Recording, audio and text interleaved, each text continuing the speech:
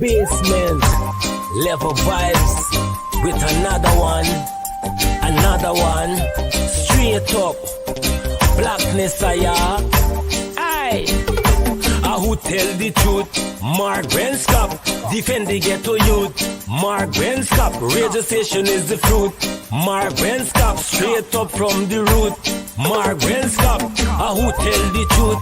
Mark Benskop, defend the ghetto youth. Mark Benskop, radio station is the fruit. Mark Benskop, straight up from the root. Mark Benskop, I do it for the love, him not do it for no money. Straight up, him attack, educating everybody. Big up my friends and big up my family. Turn on the radio, catch the vibes, it's integrity. Straight up, Benskop stands for unity. One people, one nation, one destiny. Free up the truth in the air, even the blind can see. The deaf can hear, the dumb can talk, the cripple can walk. Boom. Who tell the truth? Mark Benskop, defend the ghetto youth. Mark Benskop, radio station is the fruit. Mark Benskop, straight up from the root. Mark Benskop, who tell the truth? Mark Benskop, defend the ghetto youth. Mark Benskop, radio station is the fruit. Mark Benskop, straight up from the root. Mark Benskop, we have to gather wrong, grab a seat and sit down, pay attention. Education, liberation, we have to stand strong. Benskop, the on the radio, lively up the program. Everybody call somebody and let them turn and tune and on the radio and catch the boom song. We boom it up already, we have to boom it up again. Expose and reveal him. Who tell the truth? Mark Benskop, defend the ghetto youth. Mark Benskop, radio station is the truth.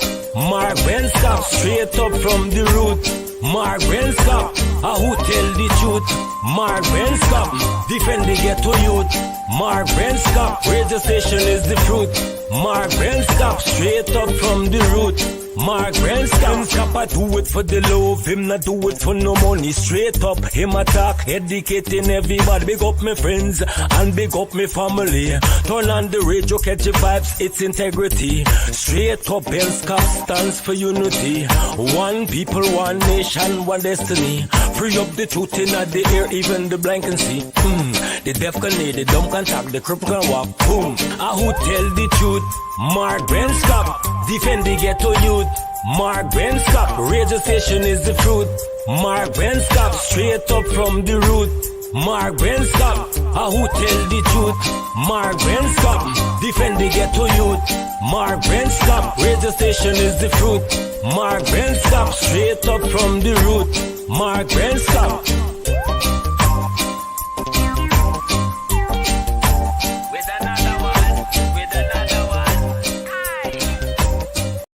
And you're confident that you're going to deliver credible and fair elections? Of course. Only one way I know, and that is the correct way.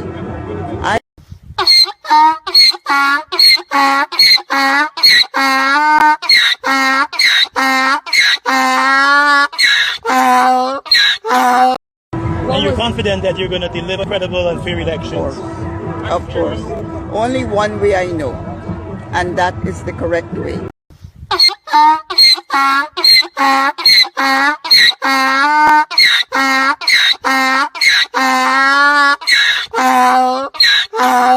Source. Maybe the Chinese company that did not get the agreement that they wanted here, maybe they're the ones who told you, or it could be just a fictitious thing. Okay, well, let's talk about specific individuals. What is your relationship with Mr. Su Jerome? Su? Oh, Su.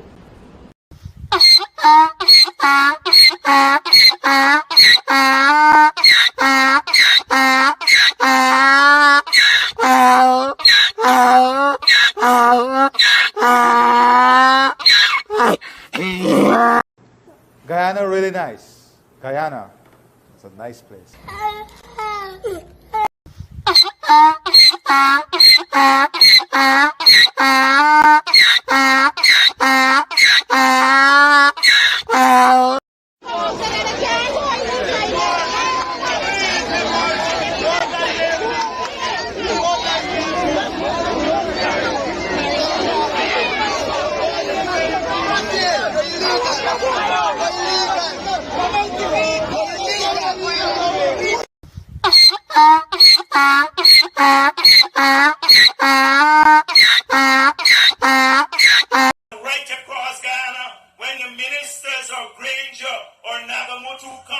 after the 21st of March, you say to them, walk behind them, chase them out there.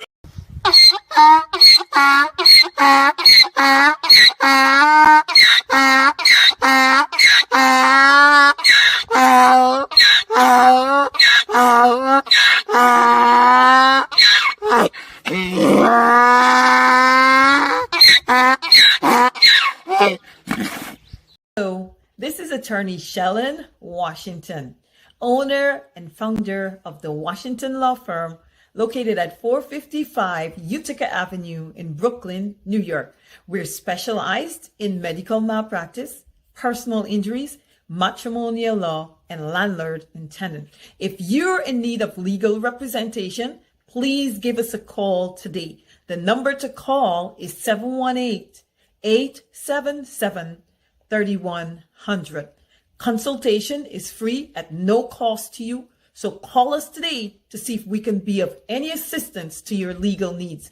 Again, the phone number to call us is 718-877-3100. All right, Shellon Washington, attorney at law there. Give her a call. Continue to support her law firm. All right, I noticed somebody is saying that I'm giving out awards tonight. Well, I got orders from J.R. Crawford to say that I must give out awards tonight. And we have exhausted the donkey. And so we just have to ensure that the donkey gets some good rest. So we currently have the donkey resting for now. Good evening to all of you guys. Thank you for those who have already shared the link. Where do we start? Where do we start tonight, this evening? You tell me. You tell me, where do you guys want us to start? Every single day in Guyana. Every single day in Guyana. If it's, look, forget about some girl named Zoe. Forget about Zoe, right? Forget about the Zoe, right? We have very, very important things that we want to talk about that's happening in Guyana every single day. Hey, do you guys believe in prayers? Even the atheists, have you noticed this? Even the atheists jump up whenever something happens to them. They say, oh, God. Have you ever wondered why that happens? Atheists are not supposed to believe in God, right? But whenever something happens to them, the first thing they say is, oh, God. I mean, sorry about that. I'm sometimes a little bit mischievous. How are you guys doing? And those of you in the U.S., it is Memorial Day. I hope you guys enjoyed it, went out and had some barbecue. Some of you went to the park. Some of you went all over. As for me, it was a day that I relaxed with the family, went out with the kids, and then now Emma is out with her mom. And then here I am in the studio doing my thing, mind you. It was a good day. Ann John is saying that she worked today. Yeah. Ann John seems like the type that she works every single day. How are you guys doing, though? How are you guys? Denise, October. Gosh, all these Octobers, even in May, right? October, lots and lots of Octobers, man. You got to be careful with them. Have you guys seen that young lady? Sorry about that. You know, my show is not usually about these sort of things. Sorry about that. But my friend Tandy out in Buxton. Have you guys seen Tandy in that muddy trench swimming? It's like a pool, enjoying herself.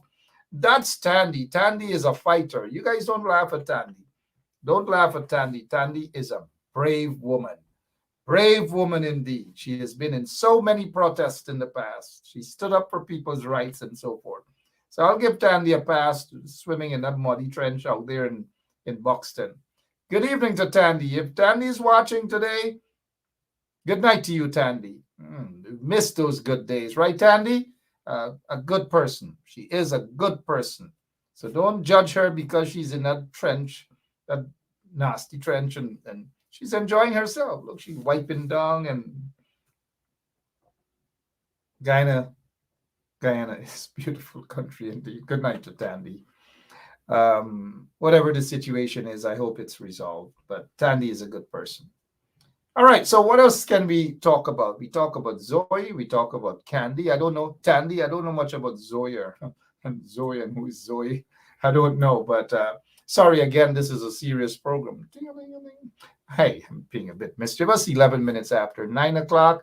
Let's see. I'm looking at some of your comments. What's on your mind? But look. Here's what. Let's head all the way. Let's head all the way to St. Cuthbert's mission. Here's what's happening there in case you missed the news out there. Getting into some serious stuff, some very, very serious stuff. Take a look at what happened today in St. Cuthbert's mission, according to this video. Next one. Hi, bye-bye. And that's it. That's it for the road. This was the road that we drive and come in St. Cuthbert Mission. And this is what's happening. So I guess we are staying here for the night. But we can't get to go in the mission, in fact. We're stuck on the road. Oh my goodness. Alex, come this way.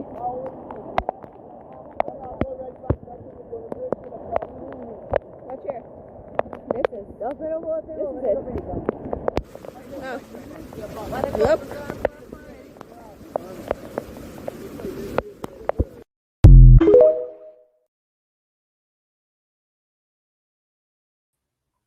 Social media doesn't hide anything at all.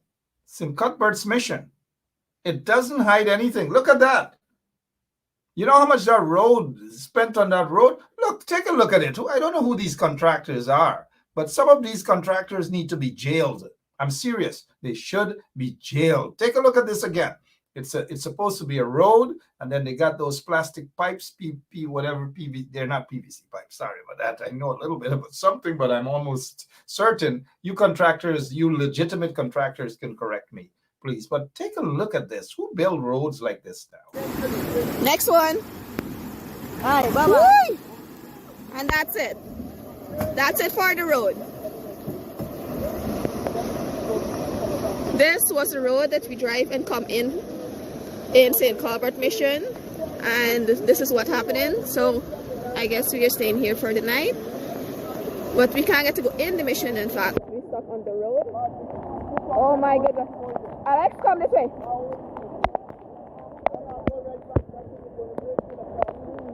Watch here. This is it. Oh. Yep.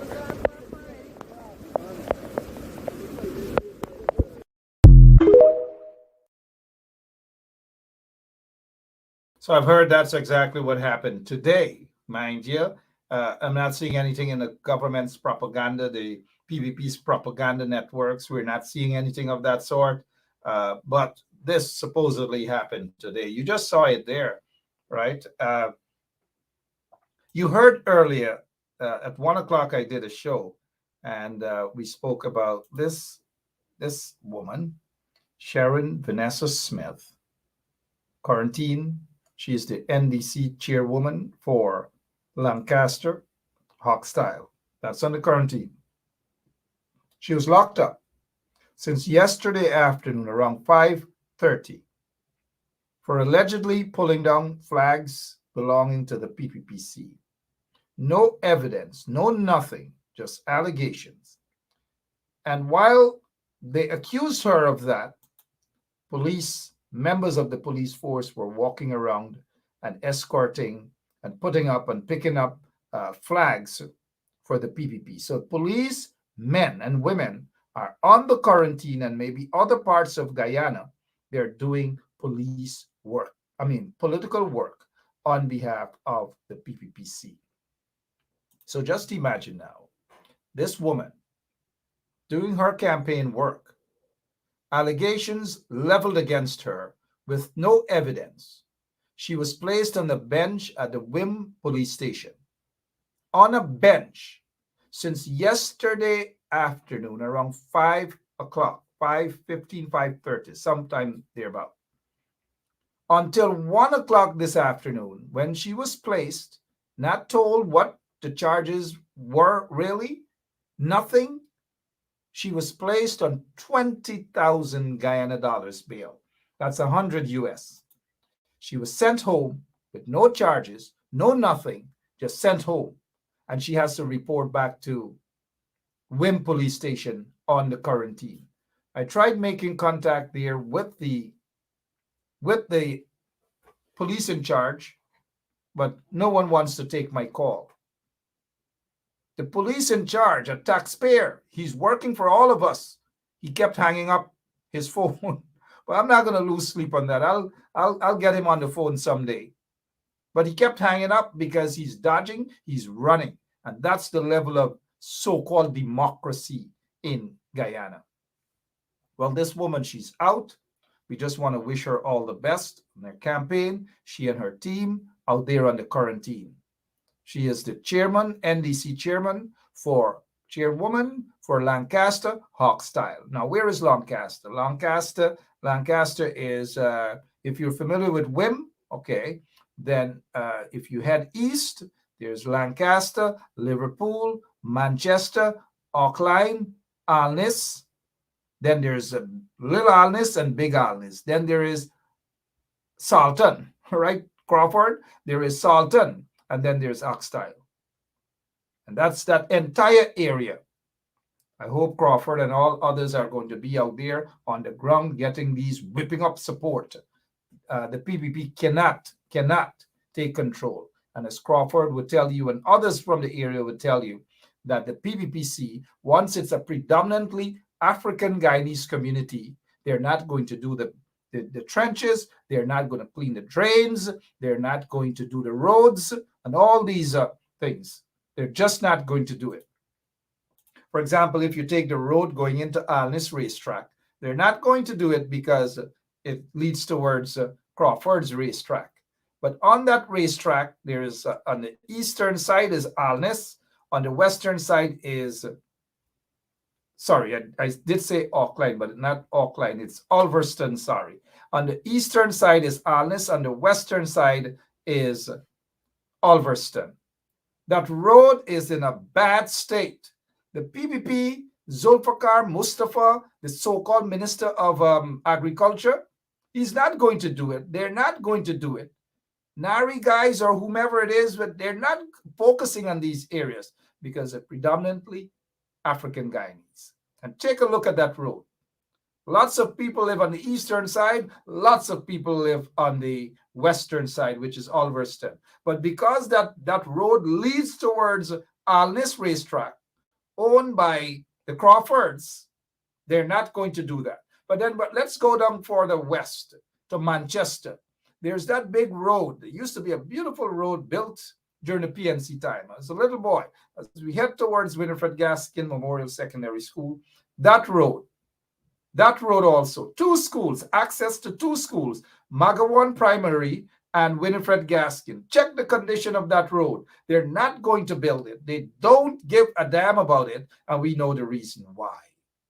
Go further east, Alness, Salton, Big Alness, go to Hawkstyle, go past Adventure, then they're going to do up the culvert and everything leading into Blackbush Polder. And then they skip that and you go past Adventure, you go into Nurney, and those areas, Limlair and those areas, they're not going to do the roads there. You go into Kildonan, same thing. Take a look at the community center there at Kildonan. Then you go at Bushlot, they might ting it up a little bit, but not so much. Then you go at Kilmarnock Farm, then Kilmarnock, same thing. Philippi, hi guys at Philippi, how are you doing? That's my village, I love it, right? Now, let us get to our operator. I can't go for 1 hour all by myself tonight. I don't promise you that. But if we can have Lemon, if you can get in touch with attorney Shellon Washington, let's get her on tonight or send her a link and see if she's going to come on. And so we can rock and roll. So in about a minute's time, we will be joined by attorney Shellon Washington. There are a couple of things I want to talk about, including this here. It looked like they were in the process of killing this guy, executing this guy. Claimed that he's an accomplice of the escaped prisoner, Smalley. Claimed that he's an accomplice Something fishy, obviously fishy, but the man is dead now, so he can't tell his story at all. Oh, Guyana. I don't know. Guyana. I don't know. Let's get Miss Washington on the line, please. Sometimes we just feel like just for 1 hour, just hop on the air and just cry for Guyana. You know, like there's a song, Cry for Me, Argentina. Cry for me, Guyana. Let's cry for Guyana. Bunch of vagabonds are there. Let's bring Miss Washington.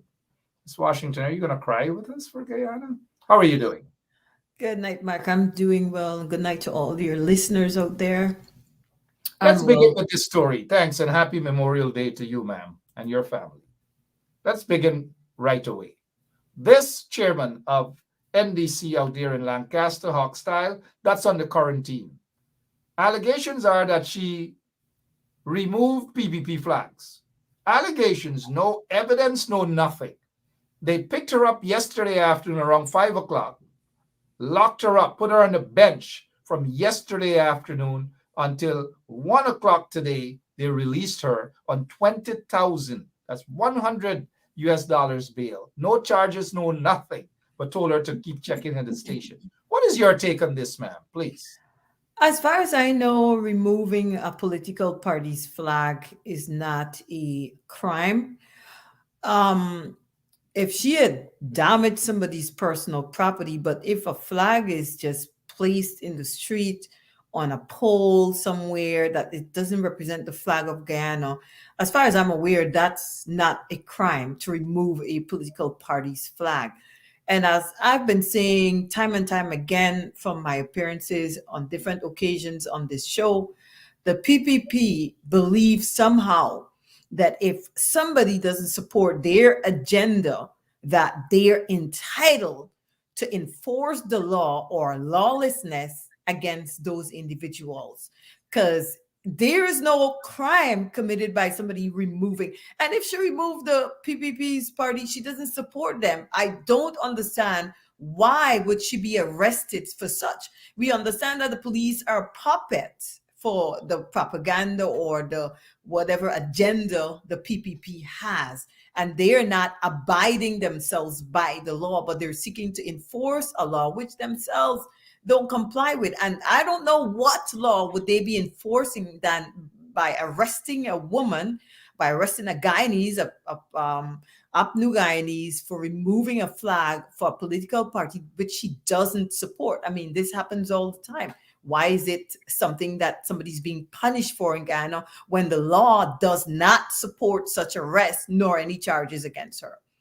Not only that, the fact, and thank you so much, though, but she was placed on $20,000 bail. She was forced to sleep on a bench. And this is why I'm saying this is the type of cowboy justice we get in Guyana, because, like I said, she shouldn't have been arrested to begin with, much less to get to that position where she's being forced to remain in the police custody unreasonably and unjustifiably. I think when people start, filing lawsuits for false imprisonments against the PPP, the police, the government of Guyana, and the courts begin to do what is right and allow for justice to prevail, that would be one of the methods or the means by which democracy could be enforced in Guyana, by utilizing the judicial system. Because that's false arrest. That's false arrest. There was no reason to arrest her. There's no crime that she committed. And then to retain her in custody for an unreasonable amount of time and force her to sleep on a bench when she could have been home sleeping. This is the kind of conduct that people should approach the court to prevent and to enforce the rule of law, that even the police must follow the law, the letter of the law, and not go arrest people for frivolous allegations that doesn't support any particular charge in the law. And not only that, she's well known. She's the chairwoman of the NDC for that Lancaster Hawkstyle. She's known to the police. She's part of the police management committee out there on the quarantine. So why then treat her in this manner? Violate her rights, disrespect her. You know what it's like to sit on a bench for 24 hours, much less to sleep on that same bench. Nowhere, no privacy. This is a woman. It's not like it's a man. I mean, I've had my nights on benches, but gosh, not a woman. This is not how you treat a woman or a human being. Shame on the PPP. Shame on the police force. Shame on the leadership. Bad leadership. Go ahead, man. This is why, Mark, they're enforcing the agenda of a political party versus enforcing the law. That's the difference. That's the distinction right there. If the police would act in compliance with the law and only arrest somebody where they know that the allegations support some serious charge or serious offense, then we wouldn't have this kind of lawlessness. Guyana is like a laughing stock when it comes to the law. The police doesn't enforce the law. They enforce the agenda for the PPP. The PPP is using the law enforcement as a puppet on a string. Puppet on a string, indeed. We saw a couple of days ago, they arrested a young man out in Georgetown, Festival City, a candidate for the coalition. Arrested that young man. He spent 3 days in the lockups. 3 days in the lockups. Then they detained Sharma Solomon in Linden. He spent about an hour. They detained him. Same frivolous stuff. What's happening in the country? You're the lawyer. What is happening? Should we have a police force that is disgracing themselves like this, putting themselves till down to the bottom of some sort of a level of a pond, a muddy pond, that this is how they're doing, this is how they're disgracing themselves, driving around helping PPPC's candidate, doing political work, picking up flags, putting up flags, and all these manner of things?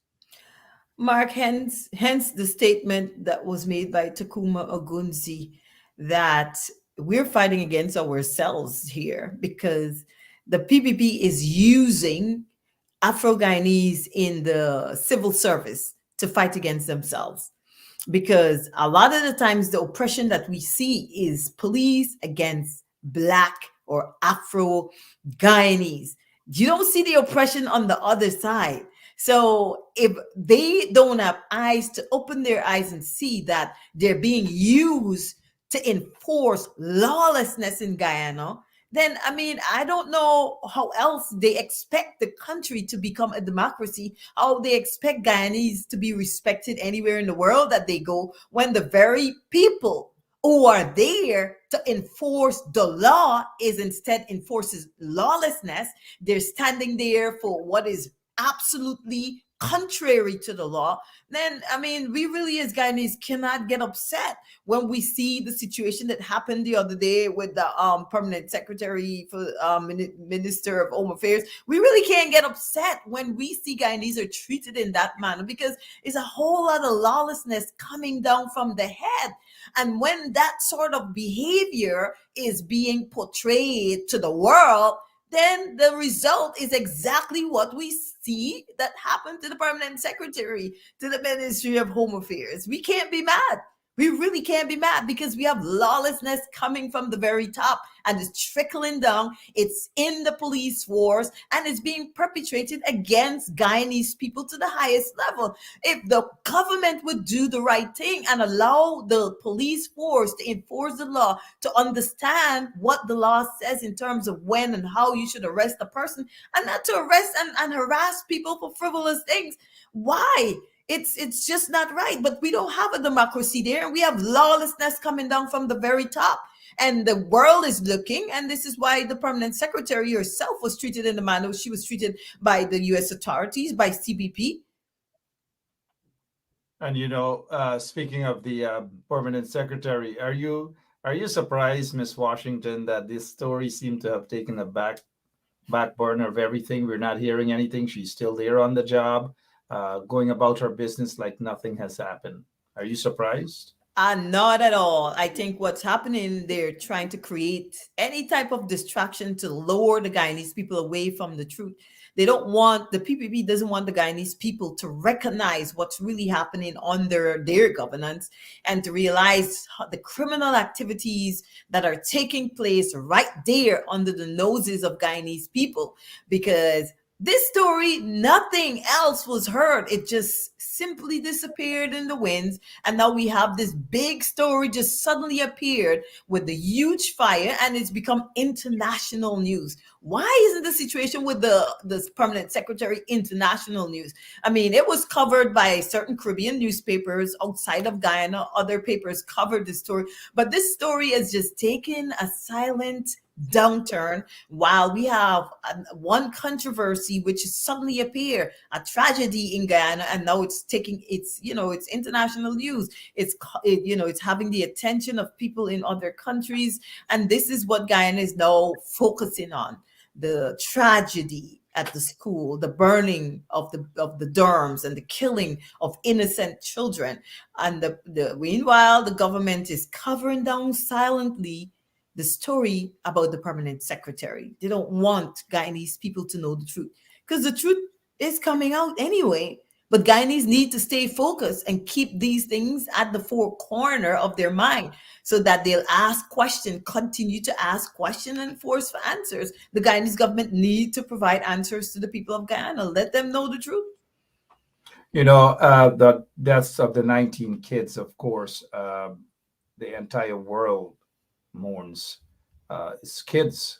And yes, we can definitely understand why the world came to a stop for about a brief period of time to focus on what's happening in that country, Guyana. 19 students died as a result of a fire. Negligence, of course, all around, negligence on the part of government officials who seem to gone into hiding and want to place the blame only in the direction of one particular individual. We will touch on that shortly, though, Miss Washington. And I just want us to touch on another story.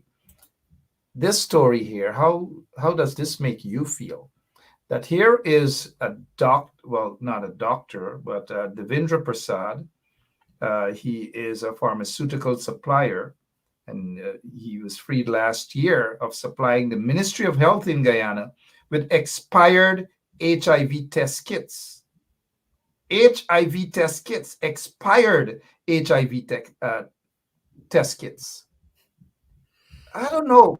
For some reason, all these corruptions, HIV test kits, how many persons would have taken their tests and gotten back maybe false results? Maybe it showed them as negative, it showed them as positive, or whatever. What is your take on all of these things, ma'am?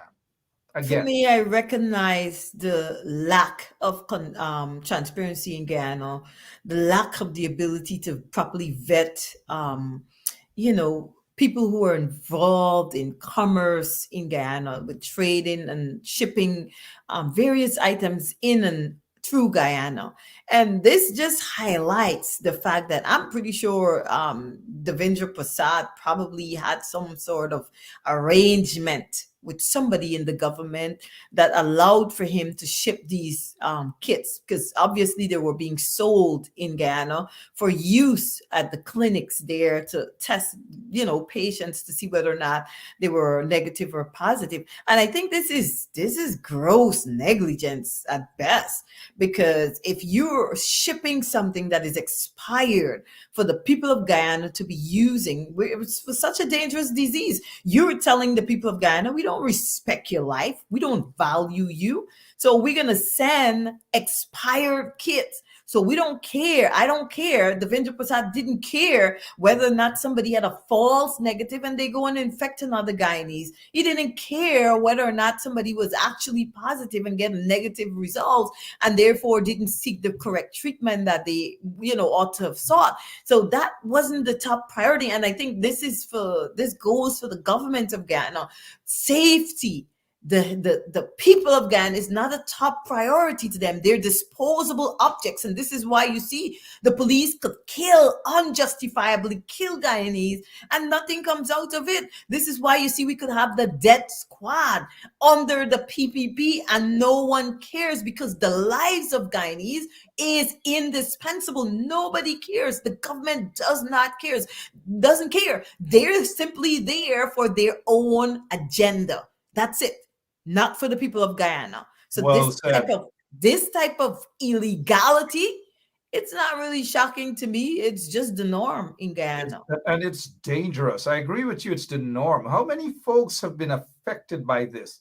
And this is someone who, according to reports, have a contract with the so-called government of Guyana. And he has a company, pharmaceutical company by the name of, what's the name? Caribbean Medical Supplies, Inc. CSMI, Caribbean Medical Supplies, Inc. This company needs to be under investigations. They need another commission of inquiry, and this is why we're hoping that the shadow minister of health, Dr. Karen Cummings, could step out from wherever she is, because a lot of lives may have been damaged as a result of this, and the people don't even know. And maybe not only these expired HIV testing kits, maybe other stuff, because this is a pharmaceutical company that has contracts, I believe, and they're able to just give, what is it, with the contracts, just give any sort of things, take these medical supplies into Guyana. This particular expired HIV kits that he, according to the report, his company was contracted to deliver to Guyana, were actually HIV testing kits that the U.S. aid had paid for, but not for Guyana. Not for Guyana. And they also warned him on several occasions. These were kits that were supposed to have been sent to another country. So that is what we have that is happening here. Let us hope that there's an investigation.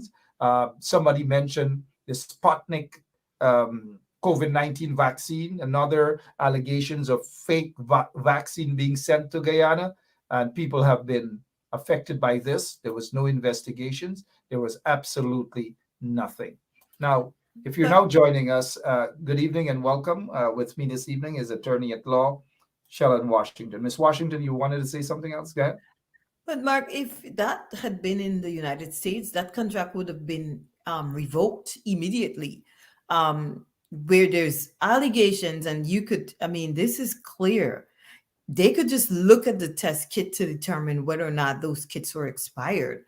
And that contract, there should be no investigation in a situation like that where there's such serious allegations. Not in Guyana. Even if they look at the test kits, they go wipe it off, erase it, because money is more important than these vagabonds. And how many lives have been affected? Exactly, because that contract should have been revoked ASAP. There should be no discussion, no negotiation, but that contract should have been terminated forthwith. It shouldn't continue. The Ministry of Health. Not only that, to Ms. Washington, sorry to speak over you, but the Minister of Health should have been sent packing. Who approved this contract? And were they aware that these HIV testing kits were expired? Who approved it? The Minister of Health can't say he was unaware of this. And are there any other pharmaceutical drugs that this company, this controversial company, this deceitful company, were allowed to send into Guyana for people to use? Exactly. He should be terminated. The contract should be terminated, and there should be no further discussion. They should find a different supplier, somebody that is properly vet, a company that is properly vet. If the U.S. is investigating something of this sort, why should we encourage it? Why should we tolerate it in Guyana? I guess the government doesn't care. The lives of Guyanese doesn't matter. You know, Mark, we ought to... You got something going like this in Guyana, Ms. Washington. Money got mech. To hell with the citizens, to hell with their health, to hell with their lives. Money got mech. And these guys are the ones who are destroying the Guyanese people, whether they're from Albistown, whether they're from Blackbush Polar, wherever they are from, the government doesn't give a damn. You know how many people's lives may have been affected as a result of those fake testing kits? I absolutely agree. You don't know how much damage or how much harm was done. But the government, as I said, they do not care. We ought to create an organization, Guyanese Lives Matter, just like Black Lives Matter.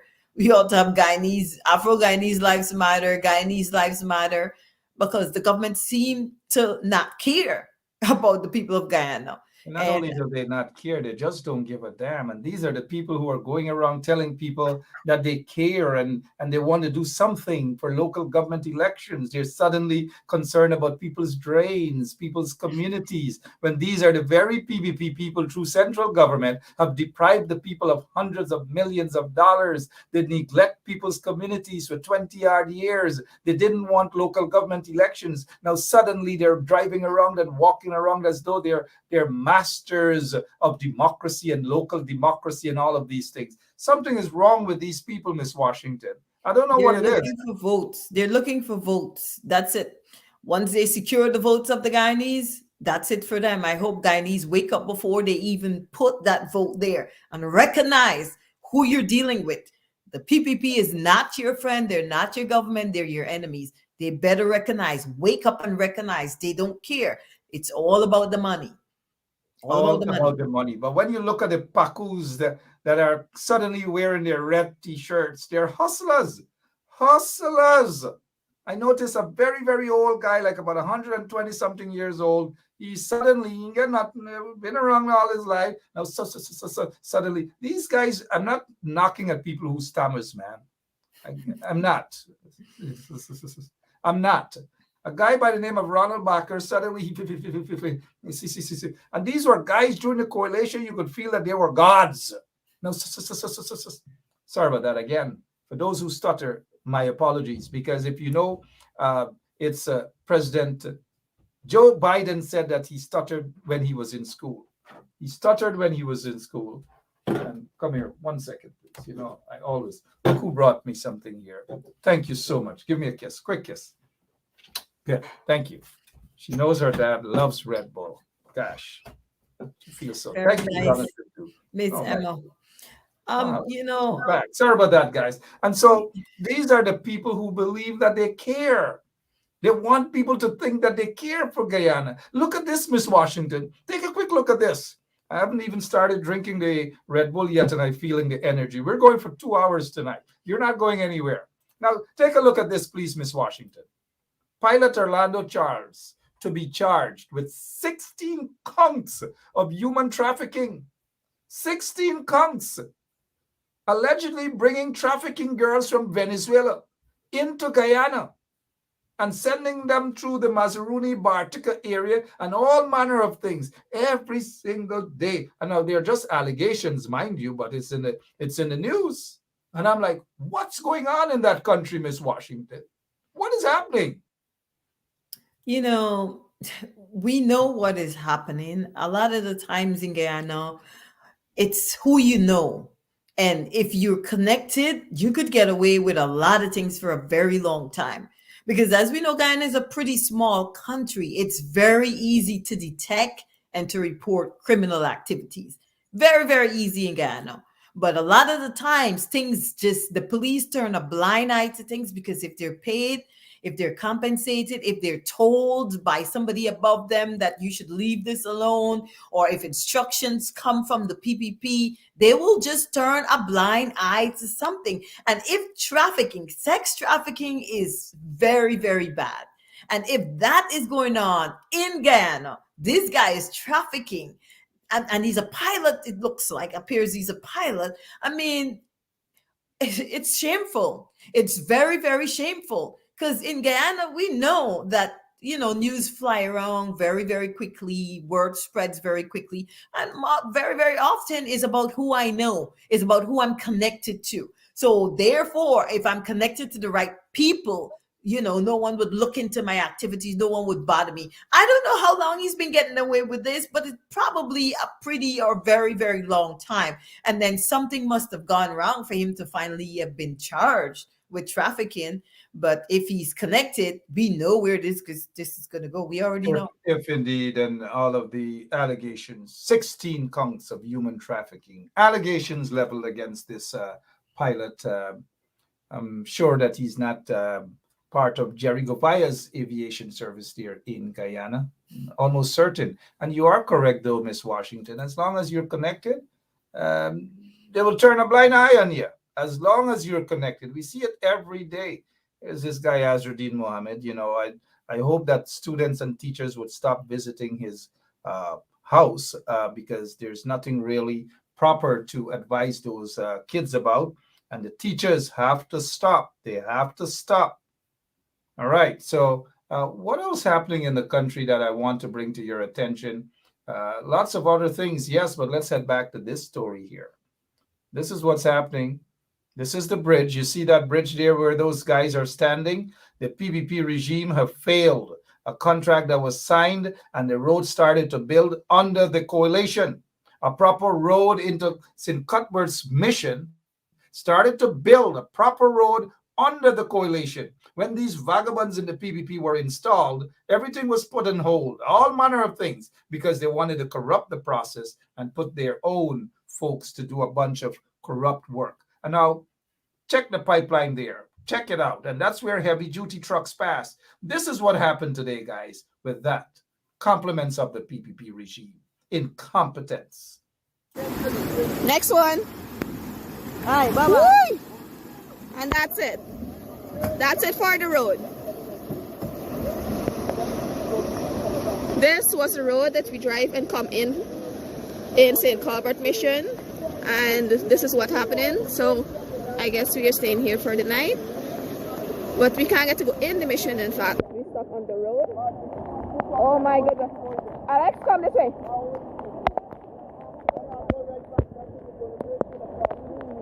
Watch here.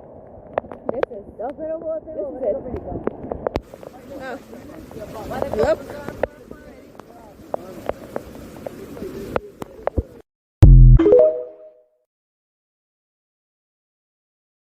So that portion was actually done self-help. $500,000. The corrupt PPP regime couldn't do anything good with this, but within the St. Cuthbert's mission, they were able to dole out to their friends and cronies $90 million to do some cross streets and people who have no experience.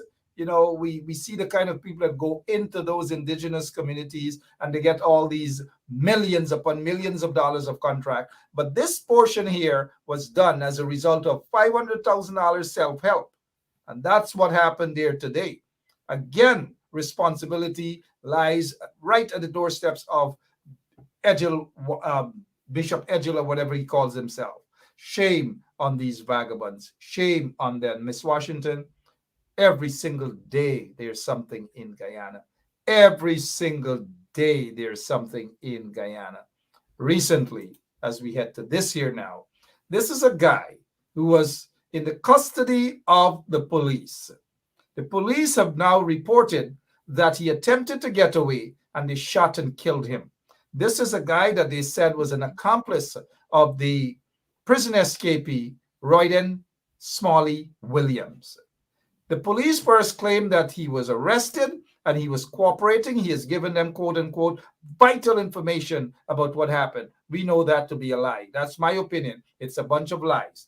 Then they claimed that as they handcuffed this guy, as you can see, he's handcuffed. He probably has this cuff around his waist that chain him down, shackled and everything. And you see one of those policemen with their whatever clocks or crocs or whatever you call that thing on this suspect's chest. 3 hours after we got the news that he attempted to escape, he grabbed a gun on a policeman's lap. He attempted to shoot, fired a couple of shots. Policeman shot him. He went into a trench and he tried to raise the gun to shoot again. And another policeman pulled out a 9mm and shot him about 4 or 5 or 6 times or whatever.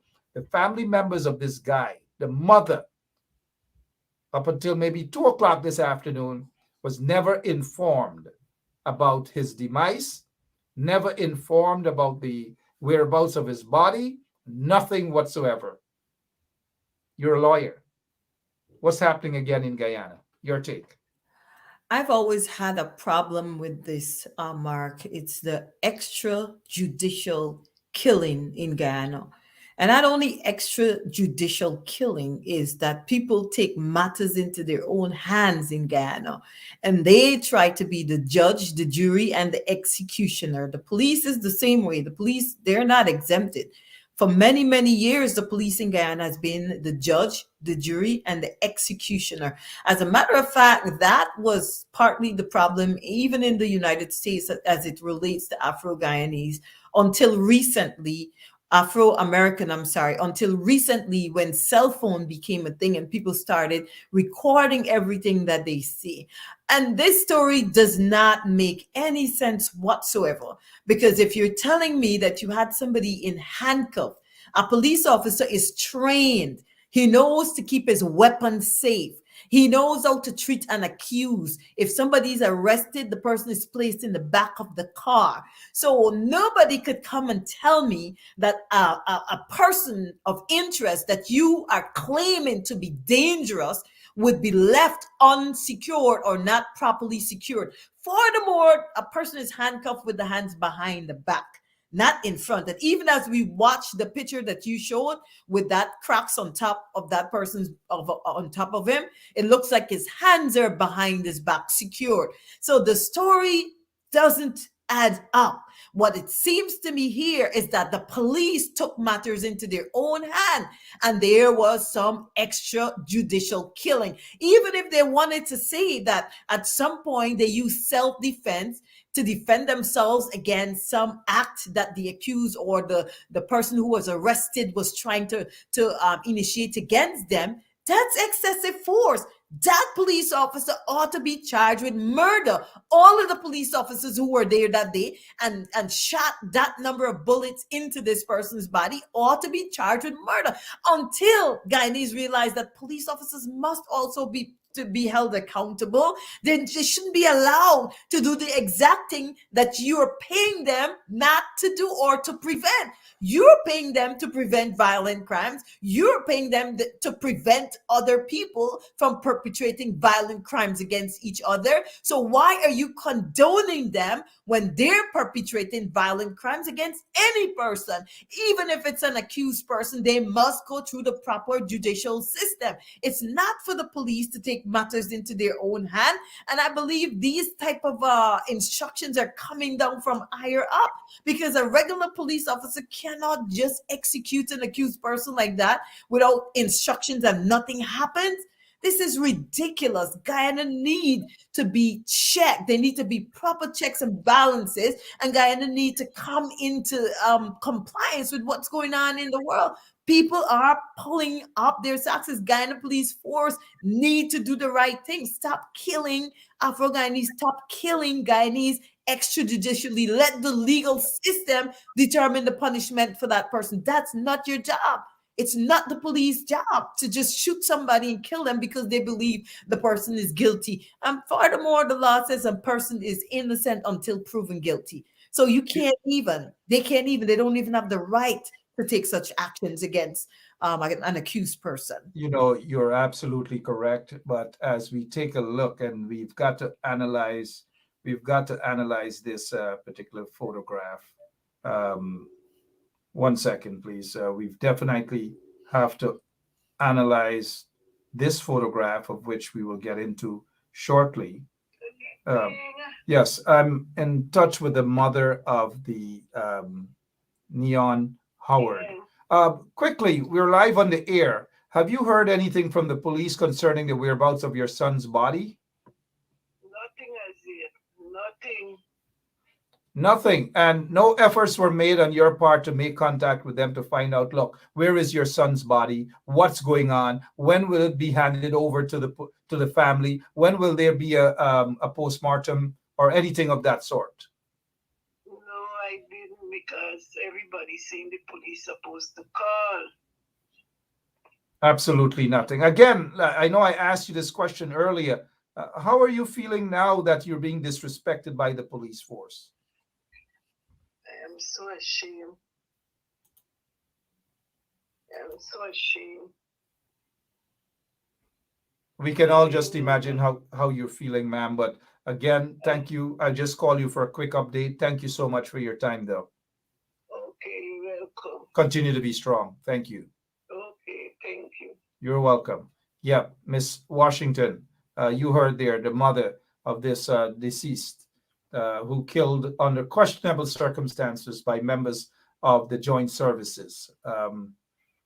You heard the mother. She hasn't heard from the police. She doesn't know the whereabouts of her son's body. She doesn't know when there will be a PM done so that they can witness and see exactly what has happened. You're not surprised again, are you?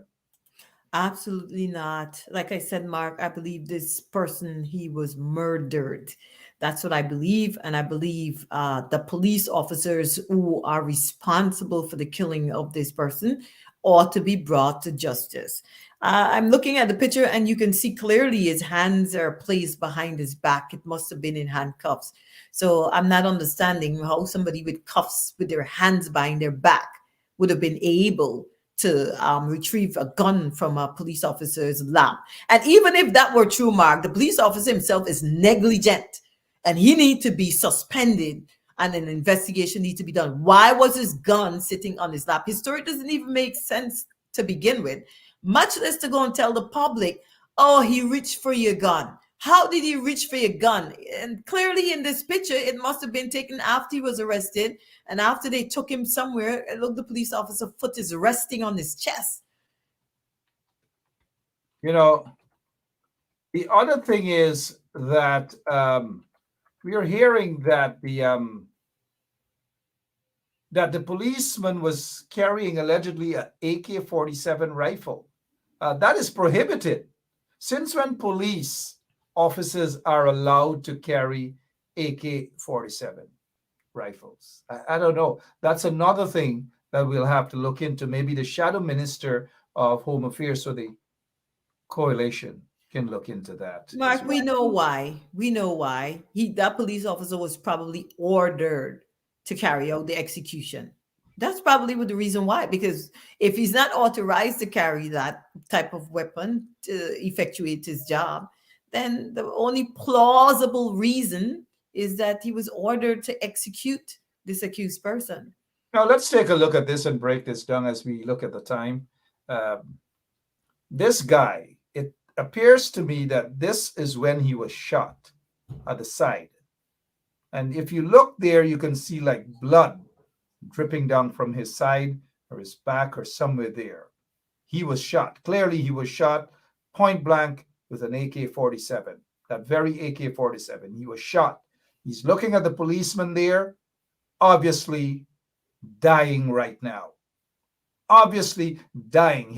That shirt there is soaked with blood.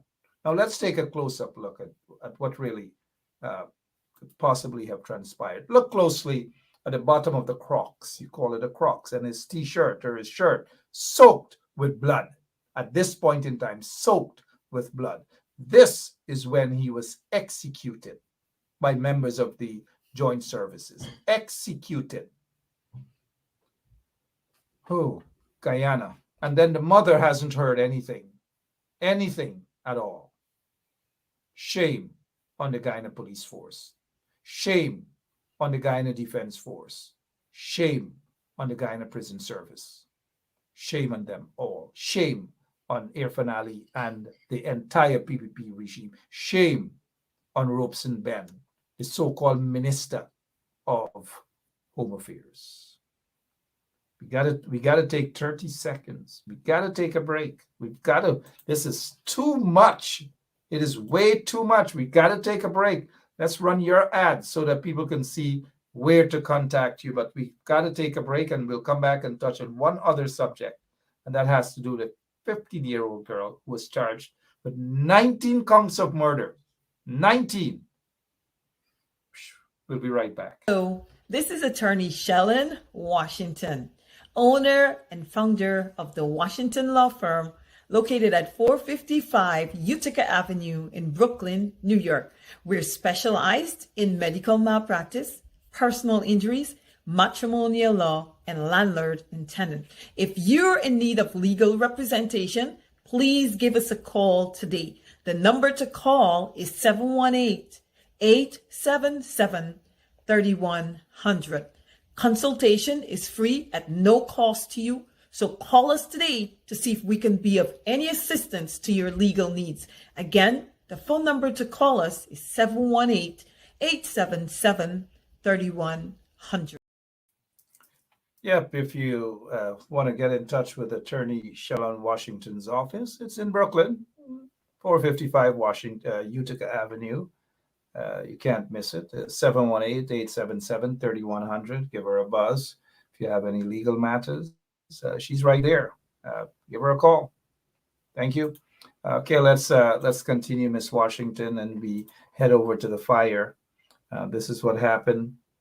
19 young people lost their lives. 19. And then the blame now is on one 15-year-old girl. 15-year-old girl with 19, not 19 fraud charges, like your finale. 19 murder charges. Murder charges against a 15-year-old who was deprived of having an attorney while she was interrogated. My understanding was she now has legal representation, but prior to that, she never had. When the police interrogated her, then they called the mother in and interrogated her in the presence of her mother and welfare officers. And then they videoed her. Allegations is that they video her as well, just to pin the blame on her. But before we get to the comments by our lawyer this evening, let me just say to you guys that I'm going to show you guys a video clipping of the fire. Please, if you don't have a good heart, don't look at it. I'm not showing it out of any insensitive mode or whatever. Sorry, I'm just not, because it's sad. It's sad to look at. You can see some of the young girls, some of the girls in their dorm, in their rooms. You could see them. You could hear them crying out for help. You could hear them. And for me, I don't have any pleasure in showing this. We just got to get to the bottom of it, because this is like hitting home to me as well. So those parents who are feeling, however they are feeling at this point in time, I know how they feel, because I have personally experienced that with the death of my elder son who died in a fire. So this is not me being insensitive at all. But we've got to get to the bottom of this matter. We've got to. We cannot just accept what the PPP is saying and the corrupt police force by saying that they have charged a 15-year-old with 19 counts of murders. And we must put our hands up and accept that. I'm not going to accept it. We need answers. Let's get to this here. And again, please forgive me for showing it. If you know you can't watch it, please don't watch. Discretion is advised. Yeah,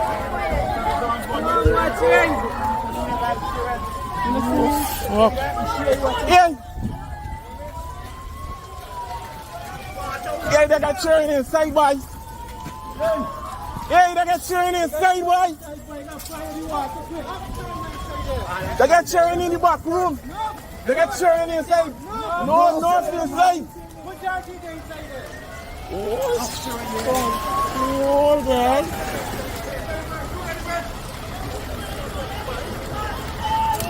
Hey, you ain't no sledge in there for broke the wall?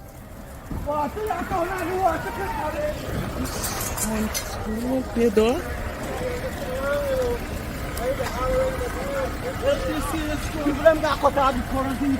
I don't deal with that. The current off. The current on the off. The current off.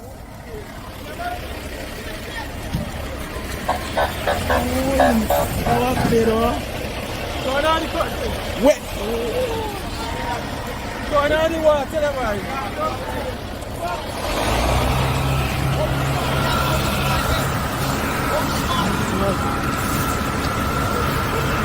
Boy, what y'all doing, boy? What? There's what, boy? This fucking what? Boy, when it really, boy, this what, boy? They got churn in the same fucking room, boy. Boy. When you want these ass that don't fucking make no sense.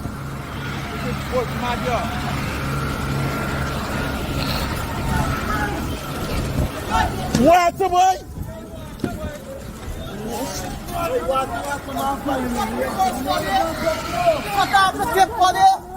What Ayaw, put down on your gas! Fast, I'm going there! Put down on your fucking gas! Fast, I'm going there, man! Anybody in there? Anybody in there?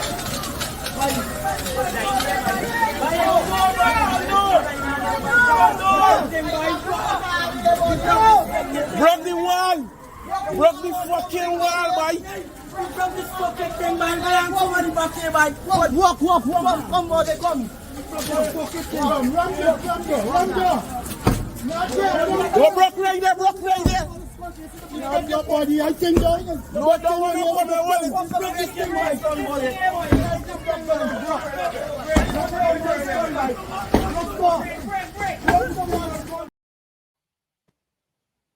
We saw those kids in there.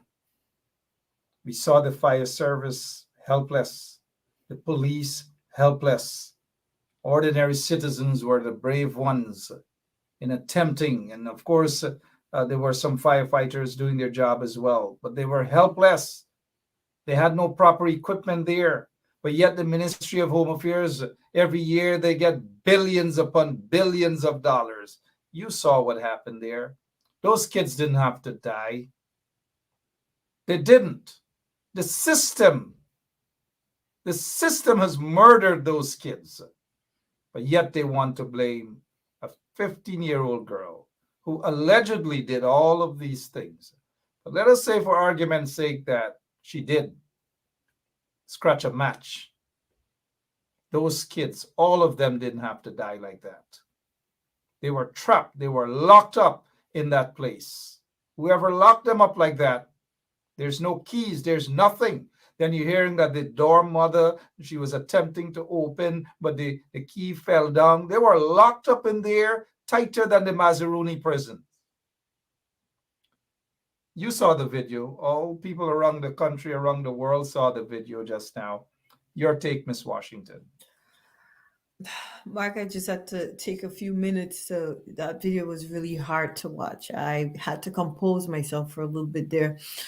That was really hard to watch because it highlights the importance of making safety a priority. And the system really did fail those 19 victims. The system really, really failed. I don't understand how whoever is responsible for that building, for the safety and the security of those young students, I do not understand why would somebody think that it's okay, that it's normal to secure people in a building with windows grilled and doors grilled with no way, no means of escape in the event of an emergency. Every single developed country that I've lived in, they highlight safety. Safety is the number one priority. And this is why you see in the United States, if there's a fire, the casualty rate is way lower. 19 is a lot to have 19 victims. That building was a flat building. It wasn't a building with multiple story that we had to say, well, people had to jump from the top floor or anything of the sort. It's a flat, low, one-story building. So it shouldn't have been a situation where all those people were trapped, all those students were trapped, and there was no way out. This is why I'm saying, even if the government wants to accuse a 19-year-old victim, she cannot be the only person responsible in all of this. They have to be somebody else behind this, because who in their rightful mind secure a building in this type of nature where the building has grills on the doors, grills on the window, no way out, and a fire starts from the roof or wherever the fire started, and they were unable to escape? Somebody else need to be held accountable other than the 19-year-old person. I don't have all the facts anyway, Mark. We don't have all the facts. We don't know, and we can't accept the story that we're being told. We know Guyana is a cowboy country and the police does not do their job. We cannot just sit and accept what they're telling us, that this 19-year-old student or not 19-year-old, 15-year-old, I'm sorry, student is responsible for this fire, there must be a proper investigation into the allegation.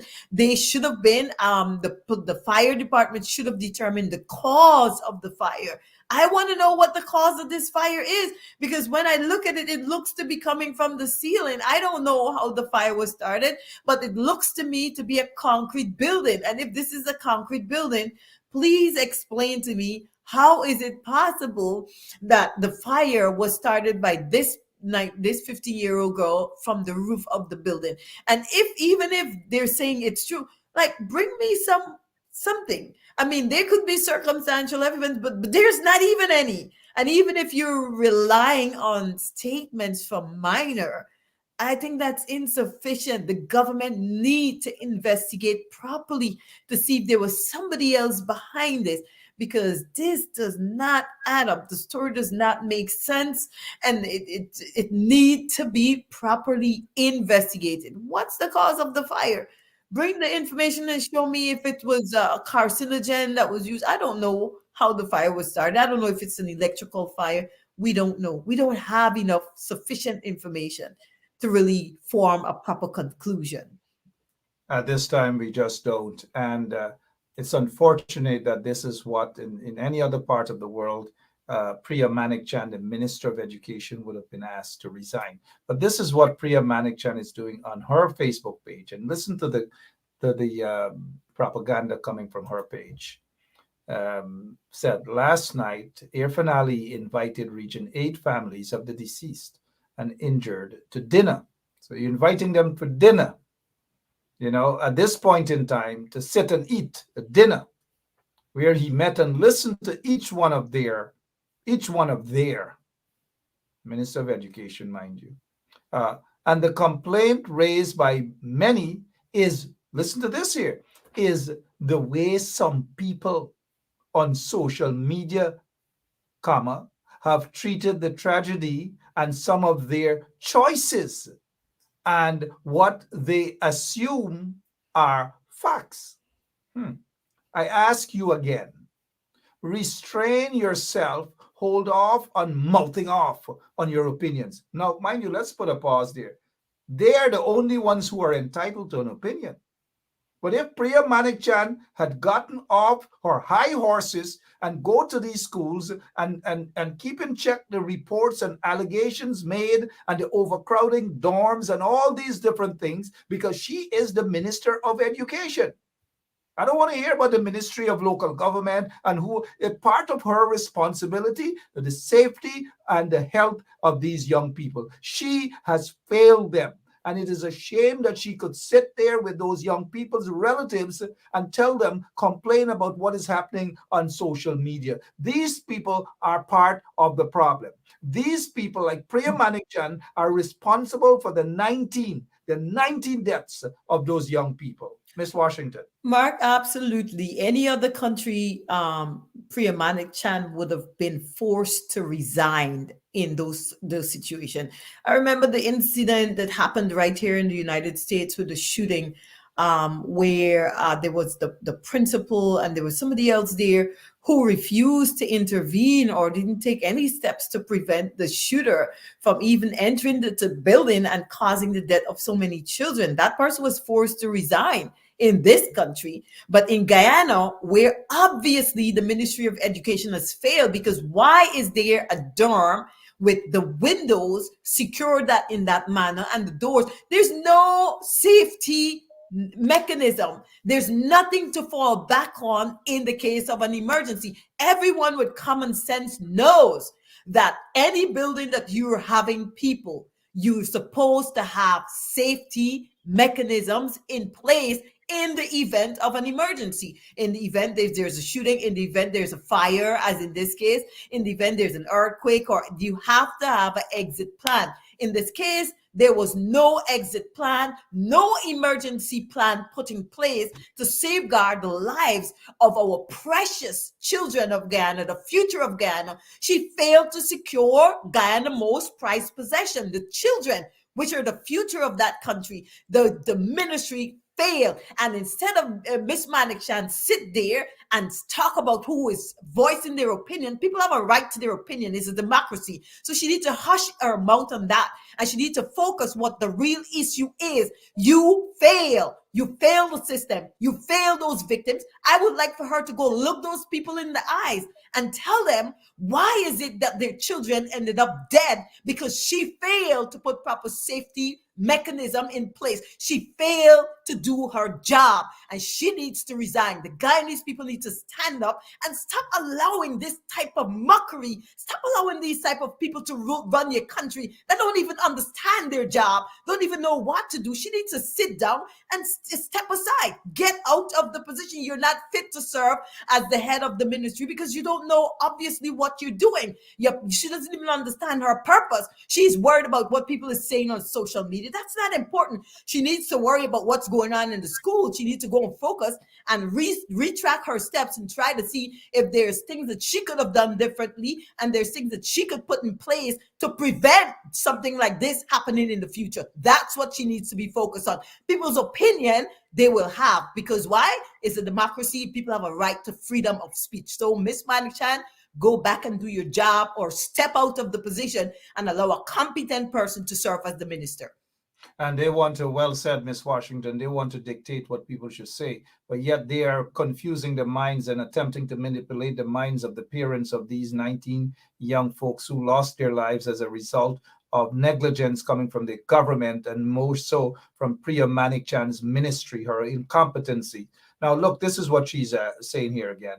She's saying, you do not know better than these parents. She's talking to those who have an opinion on social media. It is as though she knows better. If she knew better, if Priya Manichan knew better, the 19 kids who lost their lives probably would have been saved today. But let me continue here with what she said. Just like they wouldn't try to dictate for you. This is what they're doing. They're dictating for the family members. They're the ones who are controlling the family members. They want to manipulate the family members. Hence their announcement that they're going to have, what are they going to have? One family or one minister per family.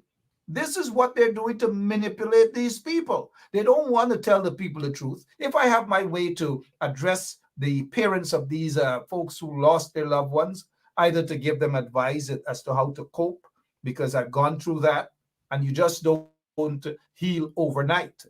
Now, she is in no position to advise. No one in that corrupt PPP regime is in any position to advise these parents. All they want to do is to control them and manipulate them. Now, this is what this idiot Priya Manichan, who was probably under the influence of something when she made this post. Again, I don't know, maybe something. She says, just like they won't try to dictate for you, leave them alone to make their choices and grieve however they feel is best for them. But this is a Priya Manichan is not leaving these people alone to grieve. They're not leaving them alone to grieve. They're dragging them out of the hospitals. Look at what they have done there. They didn't leave these people to grieve, Miss Washington. These kids were fresh out of the hospital, and they took them there at Guyana for a government prop. To expose them, to not to heal them, but to damage them some more. All because Priya Manichan and all of them are on a path of trying to score political points and divert attention from the main problem, which is her ministry and the incompetence of the government. Look at the hypocrisy there, please. But as we look at wrap-up time, I want you to show that if Priya Manichan and any one of them in the regime, including Irfan Ali, if they were so concerned about these children, then how is it that they never cared to visit to see the conditions under which these kids were living? Take a look at this, Miss Washington. This is the creek that the dorms children used to use. Now that the dorms is no longer functioning, but this is the creek. The children normally come and bathe. This is the water here. They bathe here. They have another one there. They have to dip the water and come here to bathe. Under the APNU administration, we had bathroom here. Now, the one Guyana government so care for the Amerindians. We have a minister visiting here Very often in Madian, not in the community of their indigenous people. Now we don't have any bathroom, but the Amerindian children now just find the water there and bathe. We don't have any bathroom for the children. That is. Miss Washington, you heard that. This is not propaganda. That woman, Samantha, lives right next door to the dorm. And look at how those kids have to go out there and bathe. There's no proper water. There's nothing there. And they're overcrowded. Who knows whether it's 19 kids died and not 29? How do they know it's 19 and not 29? Is somebody telling the truth as to how many in terms of the capacity of that place? Now, I may be stretching it, but who knows? Because the government just wants to they want to package things to say and because the likes of a Priya Manichan speaks. You must stop and you must accept everything that they say.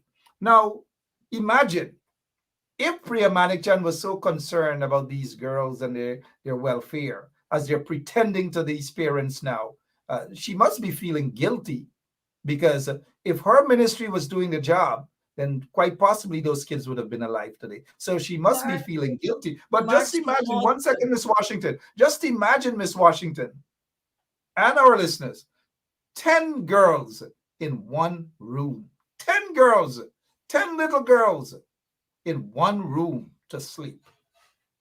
Please, as we prepare to close out, please, 10 girls in one room, yet Priya Manichan is pretending that she cares. Yet Irfan Ali is pretending with crocodile tears and inviting the relatives and the parents of these youngsters for dinner so that they can eat and talk.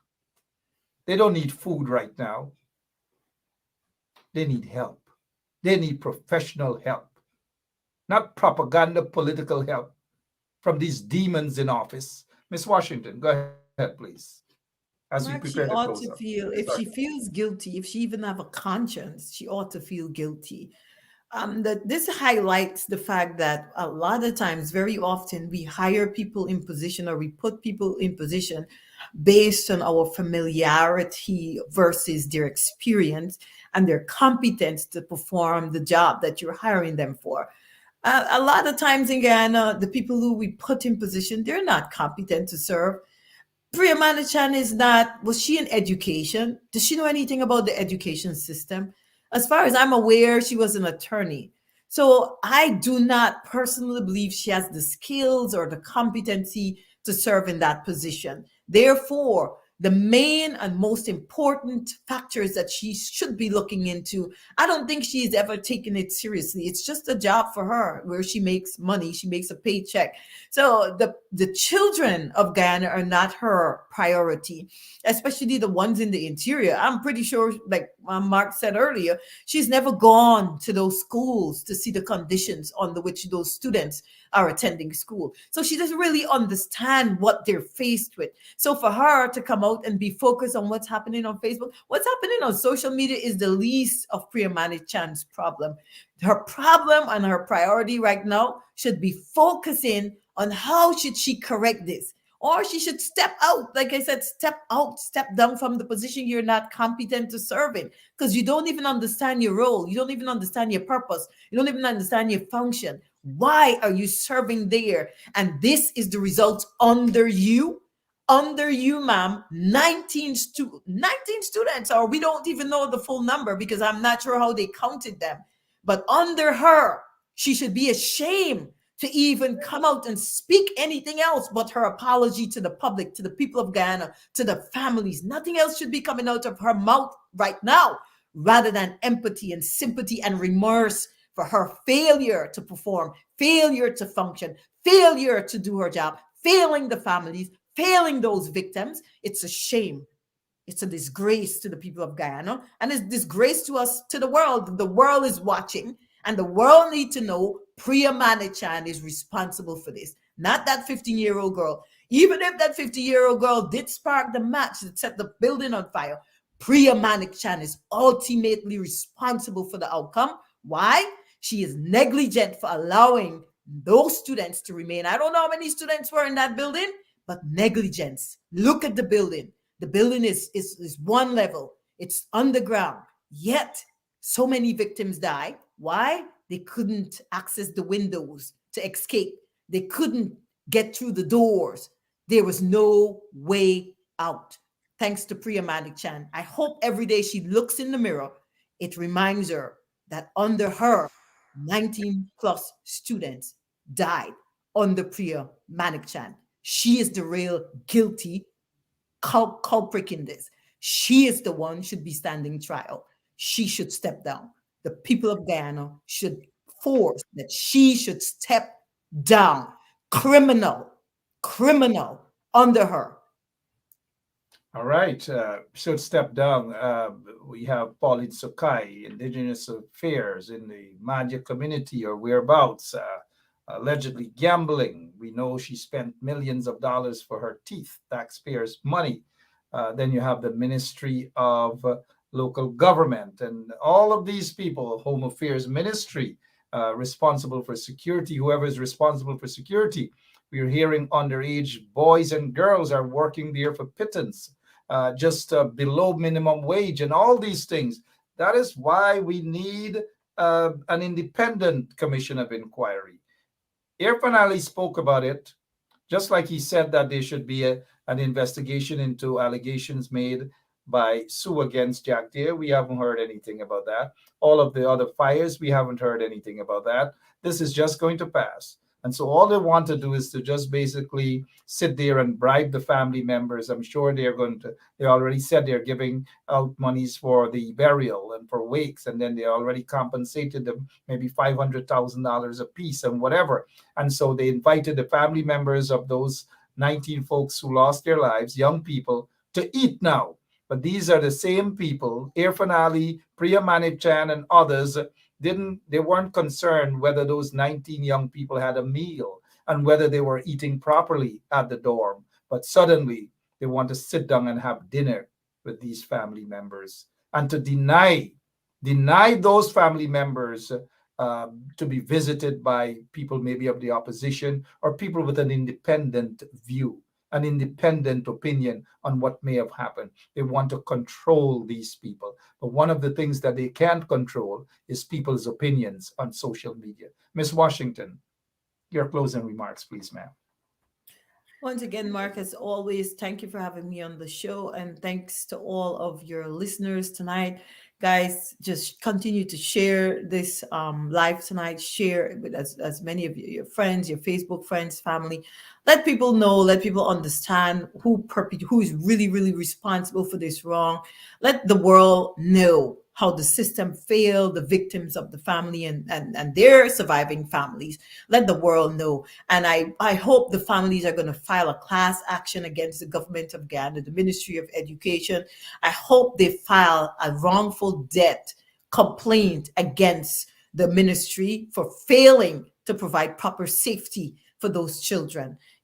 Thanks again, guys. Thanks for all your support. For all those of you, once again, who always support my office, you refer the number, you send it to your friends, your family in Guyana and all over in Brooklyn. Thank you so much. I really appreciate you guys. I really appreciate all the support from all of you, the Guyanese people, the people from all over the Caribbean, the Bajans, the Jamaicans, the Trinidadians. I appreciate all the people who are listening to Mark's program every night.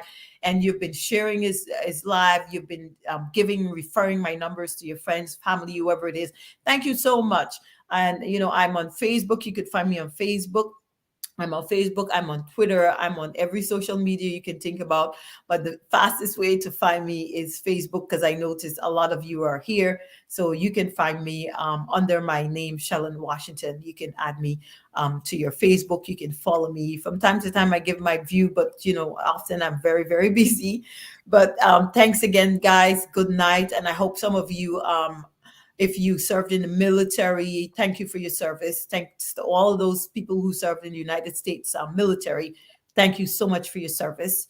Thank you, guys. Thank you so much. Good night. Thank you so much, Ms. Washington. Appreciate your time out. And always, even at the last minute, you find the time to be on with us here on 107.1 FM. Thank you, Ms. Washington. Thank you, Mark. Good night. All right, and we've got to go. We've got to pull the curtains down. We'll be back tomorrow, same place, same time. But if there's any other thing that's happening, you know, we oftentimes deliver whatever it is to news to you during the course of the day. But for now, we've got to go. And again, we say that the 19 lives there, the government, the installed PPP regime is attempting to, they're attempting to control what is being said. They're controlling the family members as well, and we've got to stop it. So if you know a family member that wants to speak out, but maybe are afraid to speak out because of threats coming directly from, or intimidation, maybe indirectly from those goons in the government, then feel free to have them reach out to me. I'll talk about their story. We'll continue to advocate for those 19 lost souls who could have been, their deaths could have been avoided had Priya Manikchan and others in the government done their jobs. They have neglected those kids, but now they're crying crocodile tears, pretending as though they care. They just don't care at all. Shame on Priya Manikchan. Look at this trash that she wrote again. It's so disappointing. And she ends it by saying, without any shame, the government is respecting, really? And facilitating the realization of the wishes of the parents. And what nonsense is this? Look, I'll read it again. The government is respecting, really? And facilitating, really? The realization of the wishes of the parents and children? You've got to be kidding me. Shame on you, Priya Manikchan. And she's saying that you can do the same. You on social media can do the same. If this idiot of a person, incompetent Priya Manikchan, and others, including Pauline Sukai and them, if they were doing their jobs, then those 19 kids would not have perished in the manner they have perished. And for them to basically blame a 15-year-old and believe that the matter should be settled, and that's it, it's done with. They want us to accept that that 15-year-old who was crammed up in a room, not just the entire dorm, but 10 girls in one room, 10 girls in one room. Shame and a disgrace to Priya Manikchan and the corrupt, racist, criminal PPP regime. Let's hope Priya Manikchan takes a look at this video here. Got to go. God bless you. And remember, your discretion is advised. Just be careful. If you don't want to watch it, don't watch it. But it is sad what happened to these little kids. Compliments of the PPP regime, the corrupt PPP regime. If I had my way, none of those family members would have been coming close to people like Priya Manikchan or Irfan Ali. They're now pretending that they care. They have failed those little girls and that little boy. They have failed those young people, not only in Madhya, but throughout the country. They have failed our young people. God bless you guys. Have a good night.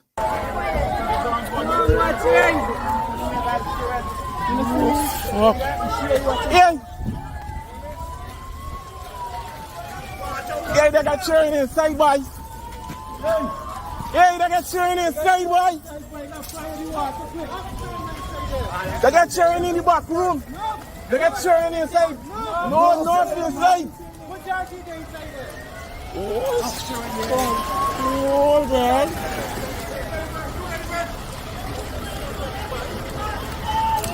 Hey, I'm going to sledge in there for break the wall.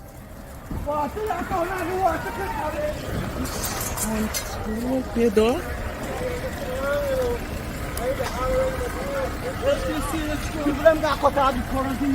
I don't deal with the current half, the current on the half. The current half.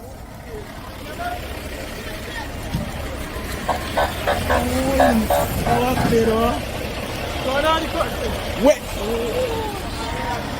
Going on the water, man.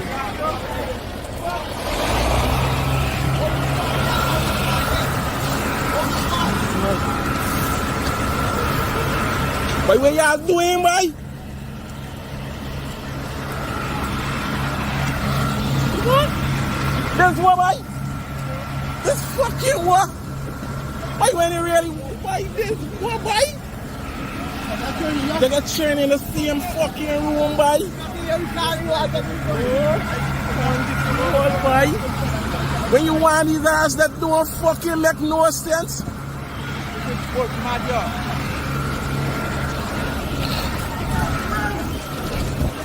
What, boy?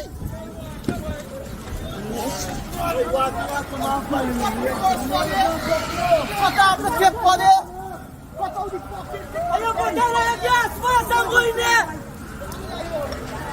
Put down on the fucking gas first. I'm going there, man. Anybody in there? Anybody in there?